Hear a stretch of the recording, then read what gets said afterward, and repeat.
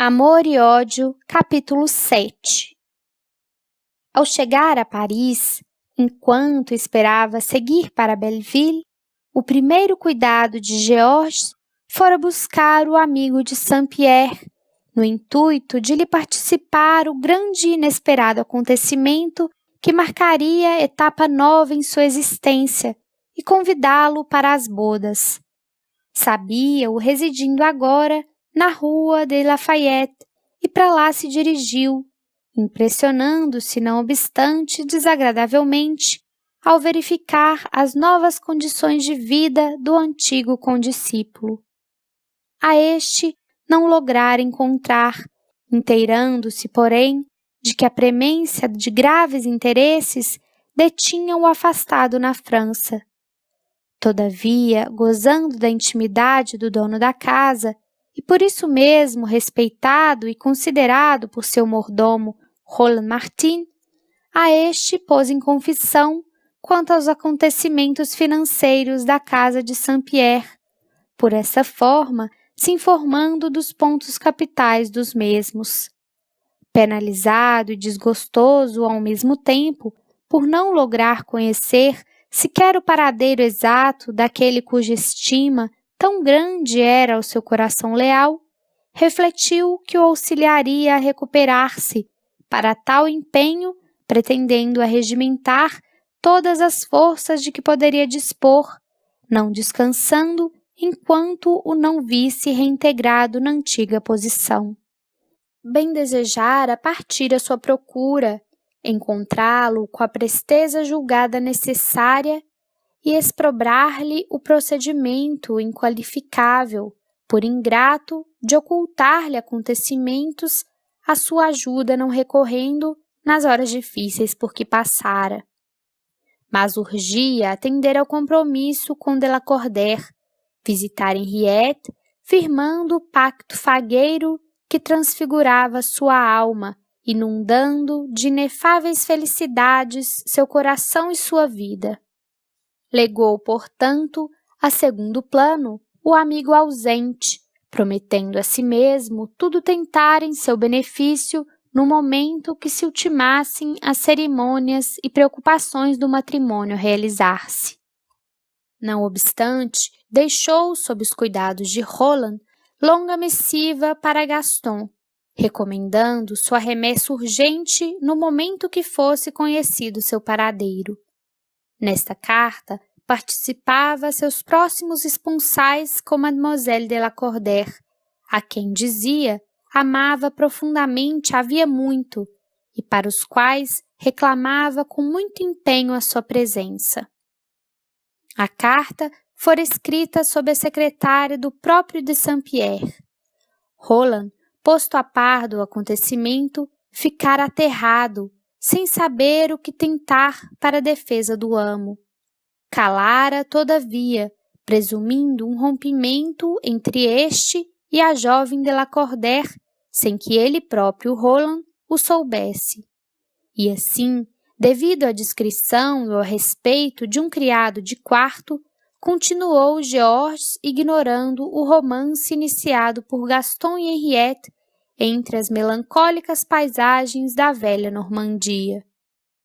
Entre mentes, a Henriette Flavie pareceram demasiadamente ardentes as atenções a ela dispensadas por seu primo de Soissons desde o primeiro dia de sua chegada a Belleville. Até então, se lembrava de que o vira sempre perfeitamente discreto. Agora, porém, logo no primeiro dia, falara-lhe docemente dos próprios sentimentos a seu respeito, exaltara em tom singular as graças e virtudes de que a julgava portadora, e até ousara premir-lhe com força o braço de encontro ao peito durante o passeio para que a convidara à tarde pelas perfumosas ruas do parque de Belleville sob os olhos complacentes de seu pai. À noite surpreendera-se ainda mais e a inquietação que a acometeu então afligiu-a seriamente. A sós com seu primo no salão de música, onde era realizado um sarau musical em sua honra, este se aproximava delicadamente, sentava-se ao seu lado e, tomando-lhe das mãos por entre incontidas emoções, beijava-as transportado, enquanto lhe dizia: Amo-te tanto, minha Henriette. Oh, eu tremo só em pensar que se poderá esvair a felicidade que sonho obter com a tua posse. Por quem és, não me faça sofrer demasiadamente com essa timidez que se me afigura indiferença. Perturbada, a menina não sabia o que responder, preferindo retirar-se da sala precipitadamente, enquanto o diplomata se quedava desapontado e entristecido. A sós em seus aposentos, Henriette pôs-se a chorar, compreendendo tudo. Viu com clareza de raciocínio o que tramavam contra seu amor pelo infeliz d'Aberville. Somente agora compreendia a razão por que seu pai lhe proibira falar do Marquês em presença do Sr. de Soissons, e por que, para com este, lhe ordenara mostrar-se atenciosa. Mas revoltada, a si mesma jurou resistir a todas as peripécias e opressões concernentes a afastá-la daquele a quem dedicar o coração. Se de Franceville insistisse, ser-lhe-ia franca, revelando toda a verdade. Georges era generoso, não houvera entendimento prévio entre ela mesma e ele, o que a animava à resistência. E, além do mais, d'Aberville era seu amigo íntimo, o que se lhe afigurou garantia para seus propósitos. Todavia, a tanto não dera ensejo a vigilante argúcia do Sr. Henri de Lacordaire. Na manhã seguinte, Henriette recebeu de seu austero pai convite para procurá-lo em seu gabinete particular antes de descer para o passeio matinal.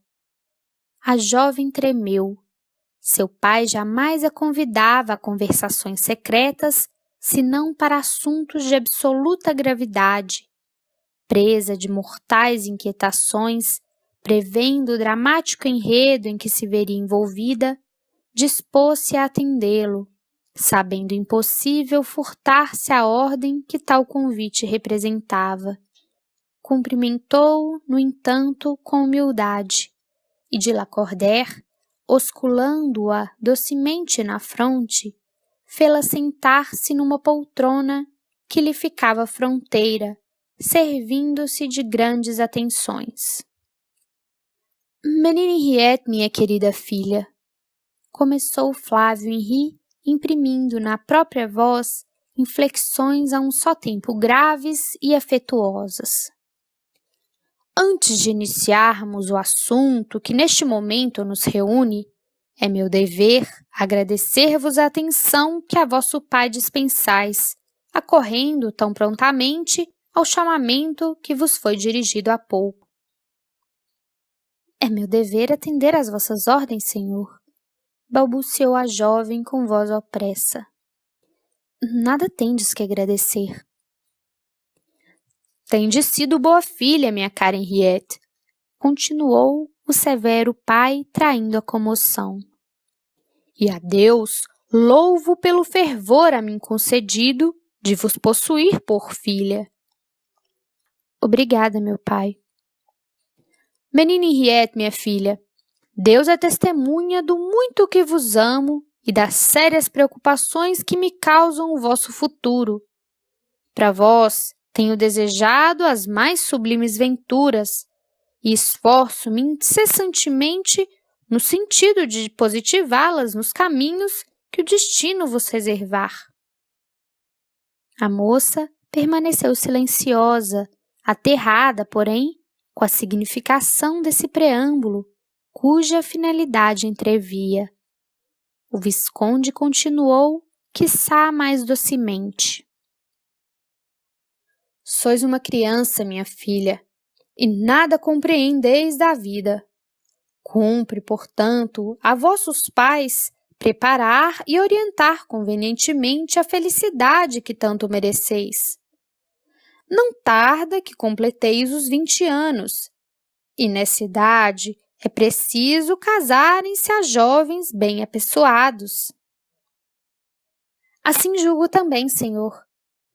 Vibrou a jovem abruptamente, contrastando com a atitude passiva anterior. Tenho pensado profundamente em casar-vos, e querendo ver-vos ditosa, acabo de escolher para vós, depois de maduramente refletir, o homem talhado nos verdadeiros moldes para um esposo ideal. Henriette fitou o pai em muda interrogação, pálida e agitada por violenta comoção, enquanto ele prosseguiu sem ensejar uma possível réplica. Sim, trata-se dos mais dignos dos fidalgos da França, do mais criterioso jovem que me honro de conhecer, do melhor e mais estremecido amigo de nossa casa, o Marquês de Franceville de Soissons, a quem temos a honra de hospedar neste momento. A jovem levantou-se, presa de incontida indignação, e porventura ainda mais lívida, protestou resolutamente. Enganai-vos, senhor, não é esse o nome que deveis proferir. Minha mão já vos foi solicitada por outrem, e pesa-me declarar-vos que nosso primo de Soissons jamais poderá ser meu marido. E por que não será, menina Henriette, uma vez que vos ama, que acaba de pedir vossa mão, que lhe a concedi porque será capaz de fazer-vos feliz, e porque tem sido essa união o meu mais caro sonho paterno, por que não o será? Porque não o amo, senhor, e repugna-me atender à conveniência em prejuízo do sentimento. Flávio Henri levantou-se calmamente. Sabia, espinhosa, a missão que se impusera. Não ignorava a difícil tarefa o ter de levar a filha à obediência quando reconhecia opostos aos dele próprio seus desejos e vontades. Revestiu-se, portanto, de uma paciência de que seria incapaz em ocasiões normais, no intuito de agir o mais suavemente possível, e indo e vindo pela sala, como dominando ameaças de excitação, prosseguiu. Sim, minha filha, não passais de uma criança teimosa a quem vosso pai deverá conduzir servindo-se da experiência que tem das coisas do mundo. Não refletis sequer na infantilidade da asserção que acabais de proferir. O senhor de Saint-Pierre não é homem que resista a um confronto com Georges de Soissons, malgrado serem infelizmente amigos íntimos. A uma jovem dotada de bom senso, portadora das virtudes de que deve ter minha filha, não será dificultosa a escolha. Não amo o senhor de Soissons, meu pai, não o amarei jamais, apesar do quanto o considero. Ser-vos-á fácil amá-lo, querida menina. O homem do valor do Marquês de Soissons impõe-se rapidamente à admiração e ao afeto, e antes mesmo dos esponsais. Rogo-vos que não me tortureis tanto, meu pai. Vibrou a moça resoluta, enquanto as lágrimas prorromperam de seus belos olhos. Amo o senhor de Saint-Pierre e desejo permanecer fiel à minha palavra empenhada, como ao sentimento que lhe consagro. Não posso. Jamais serei esposa de outro homem que não seja Gaston de Saint-Pierre. Nunca, Henriette de la Cordaire! Bramiu exaltado, desfazendo-se do tratamento cerimonioso conservado até então. Oh, jamais Gaston de Saint-Pierre será teu marido. A essa união que o próprio céu execraria, oponho-me eu, teu pai e teu senhor. Amo a d'Aberville e não o atraiçoarei jamais, 1000 vezes preferirei morrer. Enlouqueceste, desgraçada? Ousas contradizer-me quando aponto uma providência capaz de garantir-te a felicidade? Não terei felicidade unindo-me a um homem quando ama a outro. Pois exijo que deixeis de pensar neste outro, porque é indigno de ti e da honra de fidalgo. Minha palavra empenhada como o senhor de Soissons jamais voltará atrás. Oh, meu pai, meu bom e querido pai! Soluçou a pobre moça, atirando-se aos braços do visconde numa suprema tentativa de convencê-lo com lágrimas e blandícias. Por quem sois? Rogo-vos que retireis vossa palavra, não me obrigueis a um ato que me tortura e repugna. Não caveis minha desventura, forçando-me esta união, que de modo algum meu coração aceitaria de bom grado. O visconde repeliu a filha. Suas faces purpureadas indicavam indignação. Basta, mademoiselle. A aliança realizar-se-á. Assim o quero, assim há de ser. Apelarei para os sentimentos generosos do senhor de Soissons, confessando-lhe toda a verdade. Não o farás desgraçada ou lançarei sobre ti minha eterna maldição. Buscarei o socorro de Gaston contra a opressão que me infliges. Atirar-me-ei aos pés de sua majestade, suplicando-lhe proteção para me unir a Gaston, mas não desposarei jamais outro homem. Delacordaire ia investir contra a filha e cometer talvez uma violência, mas refletiu a tempo, calcando a explosão da cólera que ameaçava externar-se. Aproximou-se da filha alucinada pelo desespero e exclamou surdamente, porém vibrante de energia e austeridade, voltando ao tom cerimonioso. Mademoiselle Henriette, ouvi-me. Sabeis que a palavra de Flávio Henri de Lacordaire é o seu padrão de honra, o seu penhor sagrado. Pois bem, casareis com o Marquês de Franceville de Soissons, porque com ele empenhei minha palavra que esta união se realizaria. E agora será a vós Henriette de Lacordaire, que darei minha palavra, padrão de honra de Lacordaire.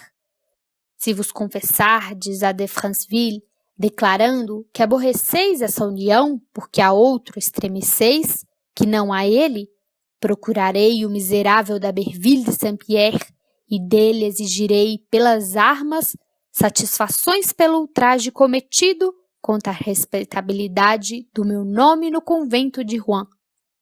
Se a d'Aberville de Saint-Pierre vos dirigirdes pedindo-lhes a intervenção a fim de malograr os projetos que tenho em mira, procurá-lo-ei do mesmo modo, exigirei as mesmas satisfações, e o sangue de um de nós dois, que ficará estendido no campo de honra, porque será um duelo mortal, encerrará o drama que vossa leviandade vem de provocar. Refleti agora. A formosa noiva de d'Aberville diminuía-se aterrada na grande poltrona. Conhecia sobejamente a rigidez do caráter paterno para poder duvidar de sua assertiva. Vacilou, portanto, e por um momento sentiu-se aniquilada. De súbito, porém, convulsivo pranto pareceu sufocá-la, enquanto o desespero ameaçou apoderar-se de sua mente.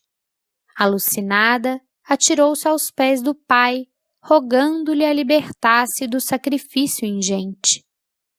Que a encerrasse ele em algum mosteiro, porquanto preferiria o claustro ao matrimônio imposto ao coração que já a outro pertencia. Não desposaria Gaston, prometia-lhe, mas que ao menos a deixasse amá-lo em silêncio, na solidão consolativa das recordações que saberia guardar do seu amor. Ainda porque Georges mereceria ser feliz e ela apenas lhe poderia oferecer o coração ulcerado por uma renúncia que jamais seria completa, pois sentia que jamais se extinguiria em sua alma o sentimento que tinha como escopo Gaston de Saint-Pierre. O orgulhoso visconde, porém, limitou-se a erguê-la, dizendo em tom incisivo: Dei-vos minha palavra de honra de que farei se for desobedecido. De tudo estais ciente. Agora podeis retirar-vos. Não obstante a desconcertante ameaça do pai, Henriette Flavie tentou comunicar-se com Gaston. Dele não recebera quaisquer notícias desde que partira, uma vez que haviam assim mesmo assentado, por entenderem mais prudente. Dirigiu-lhe, portanto, esperançada, apesar de ignorar-lhe o paradeiro, longa missiva expondo-lhe a situação amarga e rogando-lhe o devido socorro, implorando, todavia, cautela contra as represálias do Visconde. Sua criada de quarto, a boa e fiel Francine, tivera a inteligência de caminhar esta missiva, a qual, 3 dias depois, era recebida no primeiro andar da Rua de Lafayette pelo mordomo Roland Martin. Roland afligiu-se, recordando a comunicação feita por Georges e inteirando-se pelo portador da missiva de que o assunto era gravíssimo e que urgia encontrar o marquês a fim de ser-lhe entregue a missiva. Mas Roland apenas recebera vagas notícias do amo. Na sede da empresa a que se afiliara este, igualmente pouco puderam adiantar, uma vez que seu digno representante, investido de alta missão comercial, possuía credenciais para deliberar com autonomia, livre de noticiário circunstanciado. Encontrava-se na Hungria a última vez que enviara notícias, mas ali não se demoraria também, eis tudo.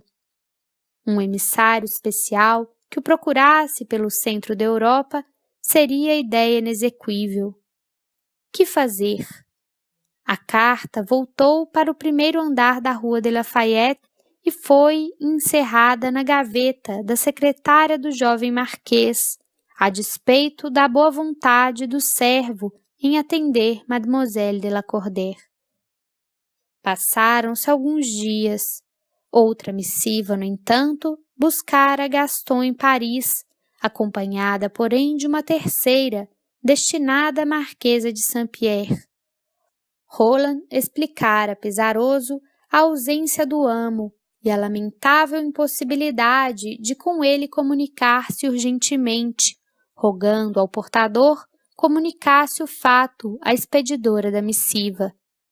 Desesperada, compreendendo que Gaston tardava, Henriette dirigira-se também à sua mãe, suplicando-lhe a intervenção generosa de Sua Majestade, a rainha, a seu favor naquela hora amarga e decisiva de sua vida.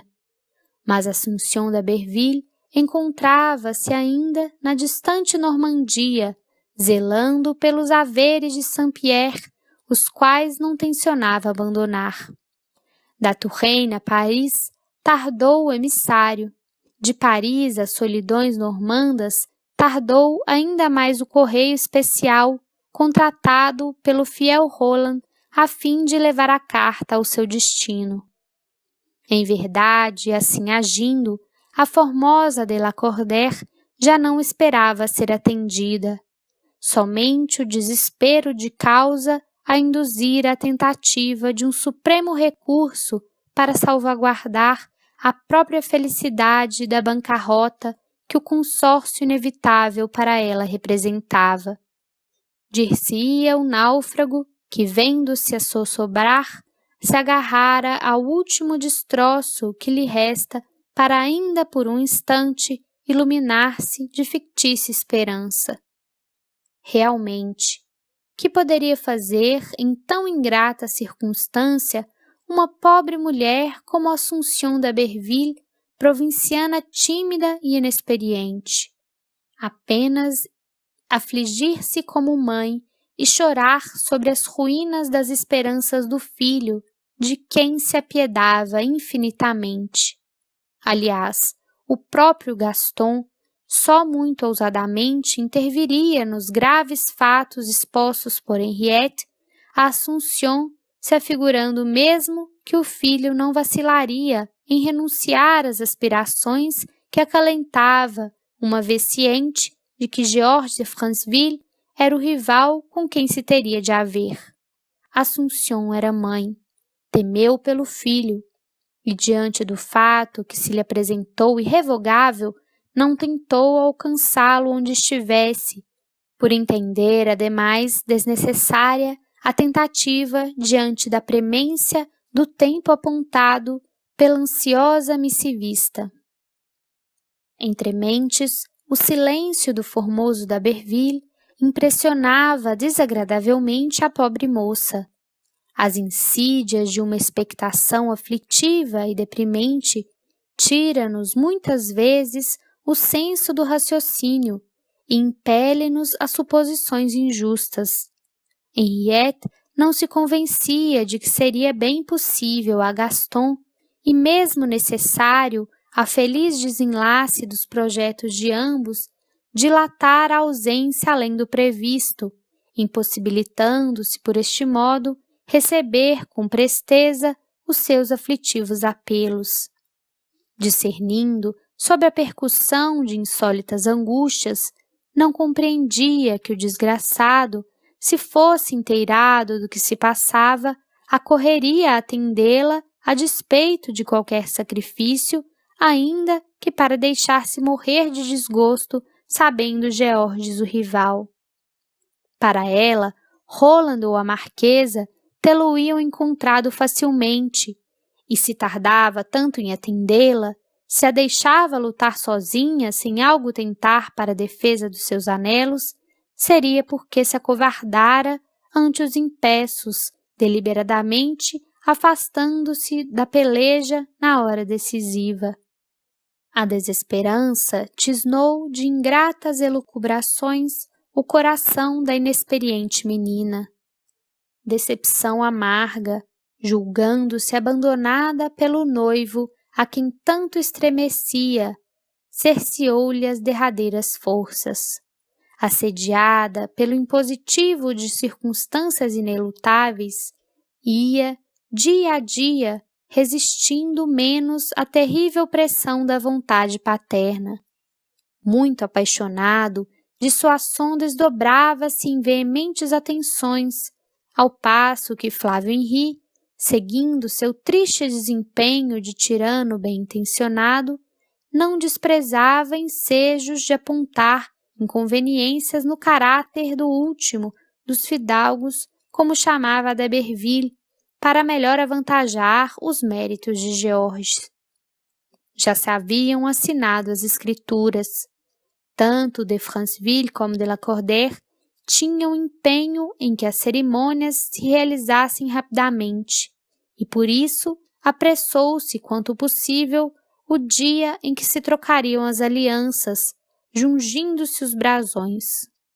Todavia, o temor do Visconde, que esperava de Gaston qualquer tentativa desesperada, exigira do primo número limitadíssimo de convidados, devendo ainda a cerimônia realizar-se em Belleville mesmo e com absoluta simplicidade.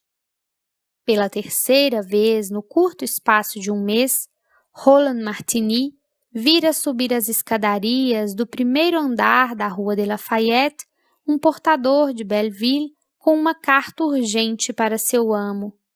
Desta vez, porém, escrevera a Georges, que, estranhando o silêncio prolongado do amigo, novamente a ele se dirigia com uma participação e novo convite para suas bodas.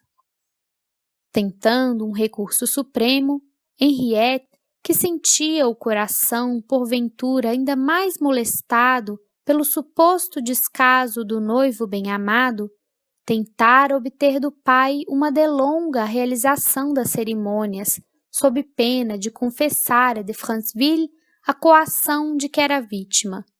Mas de Lacordaire, temendo ver Gaston surgir de uma para outra hora, interferindo em seus projetos, fê-la sentir ainda uma vez o peso da sua orgulhosa autoridade, ao responder: Tentai-o, mademoiselle, e verei o sangue de vosso pai, ou o sangue do senhor de Saint-Pierre, talvez ambos, regarem a questão que teimas em complicar.